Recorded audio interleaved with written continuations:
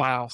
Week 7 of the NFL season is done, and man, the UFL had a really, really good week of football from their former players playing in these NFL games. I gotta give major kudos to these players were really stepping up and having some really nice performances. So it was really awesome to see. This was a great weekend for the UFL. The league did I will say this, before we go into all the players and all that, kudos to the UFL for their coverage on these players that played really well. Guys like Nick Whitehead, Lucas Habersick, giving all of them credit for their performances and Brandon Aubrey as well. So um, great job to the UFL on social media. This is something that I think we've all kind of talked about. We wish the UFL would do a little bit better of in the past, in terms of what they did on social media to kind of cover these players that are in the NFL and kind of celebrate them. It's an opportunity to almost like a sales pitch of sorts to go on social media and be like, hey, look what our former players are doing in the NFL. They're making big plays. They're doing really well. I think that's a really important thing that the league needs to push on. And I will say they have done a much better job of it this year, and they've really pushed out on it. I know they did a lot of stuff with Nick Whiteside performance, which we'll talk about in a second with the Detroit Lions. Haversick with his, franchise record field goal, Brandon Aubrey hitting another 60-plus yarder. Like, the league has done a really good job of pushing to celebrate these players. And kudos to Mike Rapoli for himself going on social media and, praising these players for their performances. To be transparent, not trying to be an ass here, but you won't see that from The Rock. I mean, The Rock has just not done that much in his time on Twitter. And I understand that he's busy and all that kind of stuff, but so is Mike Rapoli, but he's making time to actually shout these guys out. So kudos to Mike Rapoli for doing that. It's refreshing to have an owner that truly cares about his players and in the league, even if he wasn't the owner of the league at the time, he's going out there and celebrating their performances. So kudos to Rapoli, and kudos to the UFL for the job they've done on social media. But the performances itself, I mean, they were phenomenal this weekend in terms of the UFL. So obviously, the big one was on Monday night, for the Detroit Lions. Nick Whiteside, the cornerback who played for the Battlehawks, had a hell of a game.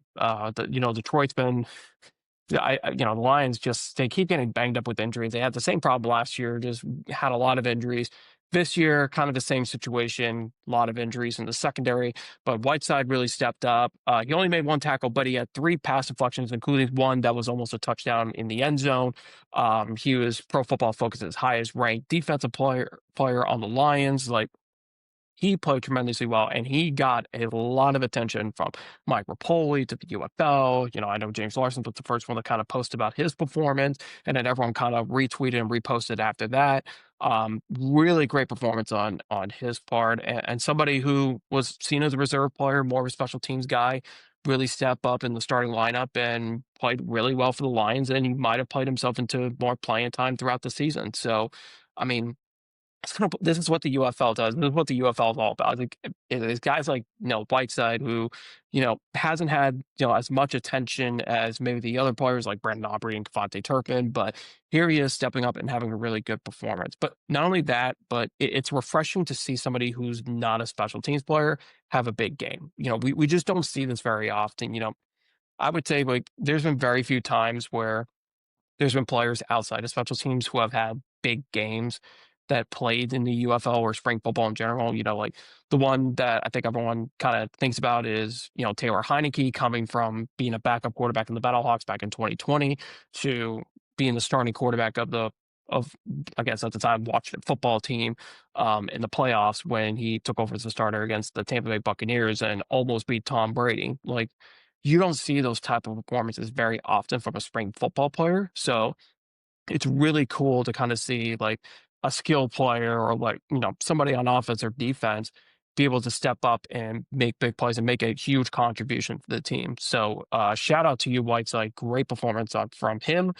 Jalen Redmond, I love this guy just because he played for the Renegades. So I got to see him up close and personal to how he killed it in 2024 with the Renegades. They're doing really well for the Vikings. I've had an opportunity since I've covered the Vikings for the Viking games for FanSided that I've gotten to see a lot of Redmond play, and he's been getting more and more time on the field throughout the season.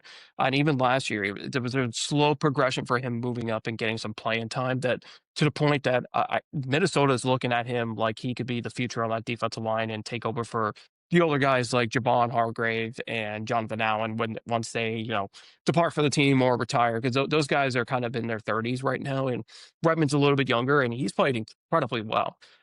He had a nice game against the Philadelphia Eagles this past weekend. Four tackled for him, got a tackle for a loss. He's made some good contributions for this team, and he's continued to play better and better. That it's getting to the point where he's going to find himself in the starting lineup. I mean, he's beating guys like Hargrave and Dallas Turner for playing time. So I could definitely see Jalen Redmond come in and, be a potential starter for this team and, play some significant time in the future. It may not be just this year, but he could be someone that can really flourish in Brian Flores' defense in the future. So kudos to him. Other guys, Lucas Habasek, what a great performance he had with the Packers. Made all of his field goals, but the most important one is the former Renegades kicker got the franchise record for the Packers for the longest field goal in the team's history, 61 yards out.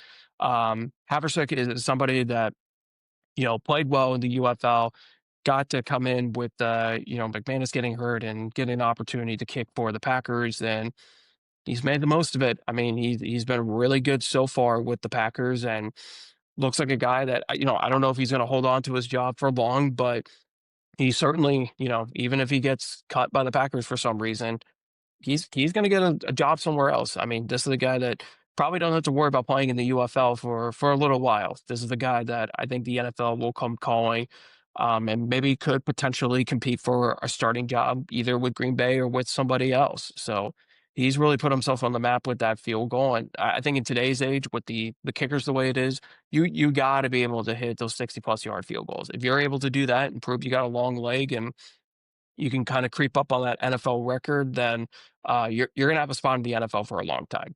And someone who's done that better than anybody else in NFL history, how about Brandon Aubrey? Gotta give him a shout out. Discussing he plays for the Cowboys, but he does have an NFL record for being the first kicker in NFL history to kick five or more 60+ yard field goals in his career. So he hit a 61 yarder this weekend with Dallas. I mean, what's there to say about Brandon Aubrey? He may actually go down as one of the greatest kickers in NFL history. I mean, he's on that path. I think it's a little too early to say that. He's only been in the league for what, 2-3 years, but um, it's becoming a legitimate conversation. He kind of took over. Justin Tucker was that guy who hit all those long field goals, and was considered one of the greatest kickers ever in the NFL, but Brandon Aubrey is certainly making a conversation about it. He's going to be a guy that's going to be kicker for a long time in the NFL. He may be breaking more NFL records than just what he's doing with 60+ yards. I mean, it's really weird to say, but he's almost revolutionized the position where now it's all about how long can you kick a field goal and can you make it from that distance. You just don't see kickers like that, and it may push the NFL to push to try to find more soccer players that can kick a field goal, because obviously, if it worked for Brandon Aubrey, it's got to work for everybody else. So that could end up being like a really interesting conversation in the future about the development of kickers.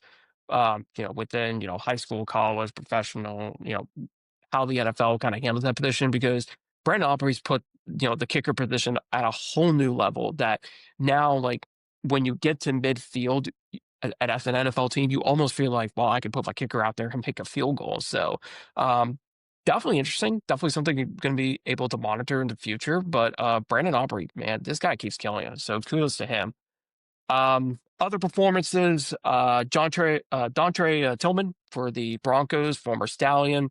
Good game for him. He got 2 tackles in his first sack of the season against the New York Giants. Thank you, Denver, for being the Giants. Really appreciate that. So great performance from Tillman, but the guy who's been in the NFL for a little bit on and off, and he's put on some good performances. So kudos to him. And then Jake Bates, He missed I think it was in the first quarter, he missed a 54-yard field goal for the Lions, but he was able to hit a 58-yarder from there, which tied a career high in the NFL. And I know people kind of freaked out when they said, "Oh, that's his longest field goal of his career," and people were like, "No, it's actually 64 yards from when he was in the UFL." So, um, got to give the broadcasters a little bit of a break. Not everyone is into the UFL stuff yet. It's growing, but they're not quite into it. So us UFL people know the truth about Jake Bates and that he can hit longer than that. But good to see Jake Bates kind of bounce back. It's actually been kind of a weird year with him. He hasn't made as many 50-plus yard field goals as fans have been accustomed to. He's been a little inconsistent on that, so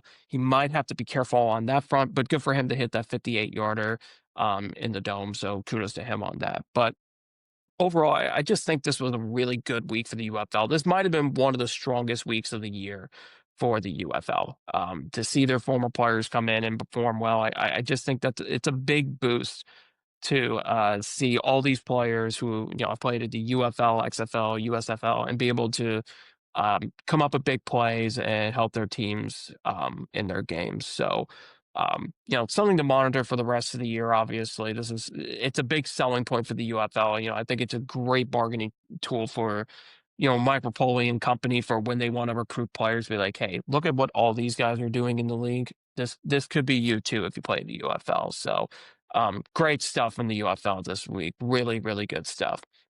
Well, that's it for the video. Like, subscribe, comment. Let me know. Let me know what you guys think.